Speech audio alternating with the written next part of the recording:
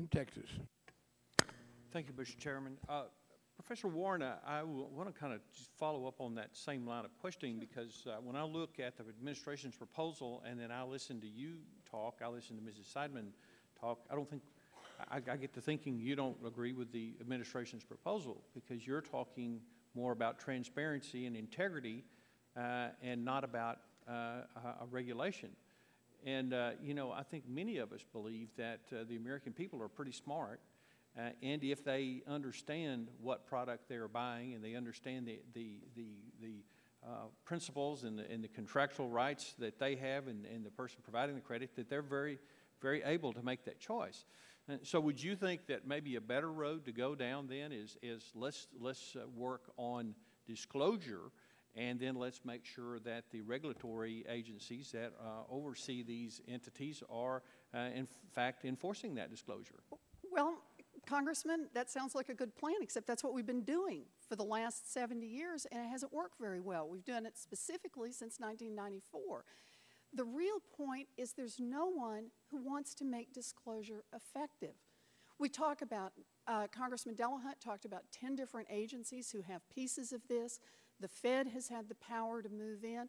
What I really think is it's time to talk about disclosure in a way that means something. And that is, it's not disclosure to add more pages of incomprehensible text. It's not disclosure. I'll tell you about my own credit card. On the pricing term, 47 lines to explain how the price will be calculated on my credit card. And the very last line says, notwithstanding the foregoing, the company reserves the right to charge any amount at any time for any reason. I assumed the 46 lines that preceded that line were simply there as camouflage in the hopes I would never see the last one. Let me interrupt you there. I agree.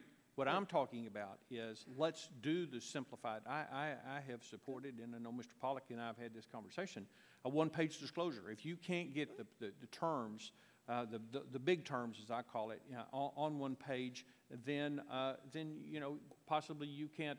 You've got a product that's people ought to be concerned about. If it takes 40 pages to explain your product, then maybe people wouldn't sign up for it. But what you admit, and everybody admits here, that we've had regulatory failure. The question is if we've had regulatory failure, how is adding more regulation going to fix it? What we ought to be doing is putting people in place that are, quote, regulators, and we need to make sure they do their job. The government always says, well, gosh, if we've got people that aren't doing their jobs, let's go get some more people that won't do their jobs, and that'll fix it. I'm tired of that. So I'm tired of it, too. So here's how I see the problem. Why is it that for 70 years we've had power and no action? Indeed, we've had the kind of inaction that's brought us into a crisis.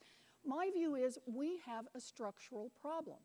And the structural problem is when the Fed has monetary policy and consumer protection, it cares about monetary policy. When the OCC has profitability of the banks and consumer protection, it cares about profitability of the banks. The problem we have is that these agencies are conflicted internally. The people who are attracted to these agencies, I don't mean this in a bad way, we need people like this. But if you want to do, who goes to the Fed? People who want to do M1, M2. Who goes to the OCC? People who are bankers and really want to engage in the banking process. If you really care about consumers and the economic health of the American consumer, you tell me, where do you go in Washington? There is no home.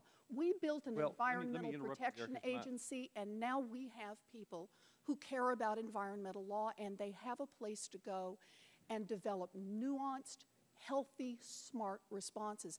That's what we need for consumers. Well, and I think if you look at the plan we've laid out, we agree with you. We think the Fed ought to focus on monetary policy, and we think we ought to streamline the regulatory process, and we think that the financial institutions ought to have one person that they're sitting down and having dialogue within that the organization. You have the consumer part, you have the safety and soundness part.